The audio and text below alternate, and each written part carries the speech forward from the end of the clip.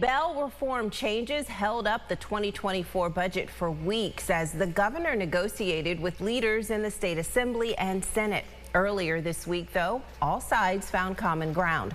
Proponents say the changes will give judges more discretion to set bail for serious crimes.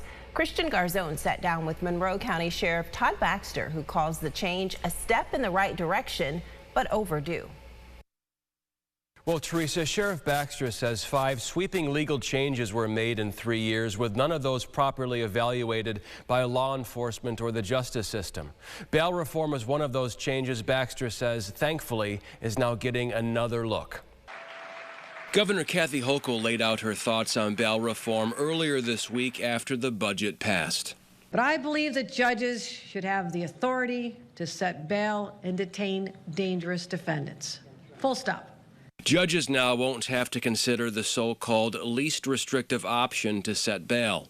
In 2019, when changes were first made, Sheriff Todd Baxter and law enforcement from across the region held a press conference warning the public about things just like this. We have repeat offenders that are just out committing crime after crime, and there's no way to detain them, slow them down. That's real. It's happening almost every day. He said some violent criminals they're grabbing several times a year. And they're still walking our streets. That's just dangerous for everybody involved. Baxter says there was always an agreement that bail laws needed to change prior to 2019.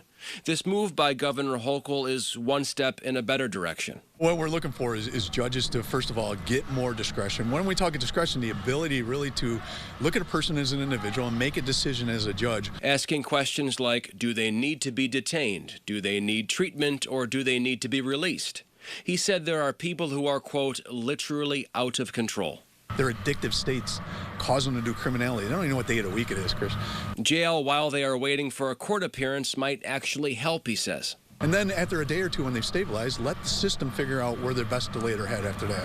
Maybe it's an inpatient bed, but we don't even have that ability at times. In all this, though, Baxter wants to be clear. We're not here for mass incarceration. Your freedom should not be based on how much money you have.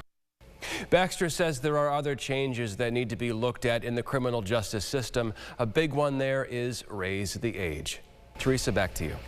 All right, Christian, thank you. Assemblymember Jen Lunsford, who represents Monroe County in the state legislature, commented that the bail reform changes are giving judges the clarity and discretion they've been asking for. But at least one member of the state assembly has expressed plans to challenge the changes to New York's bail reform laws.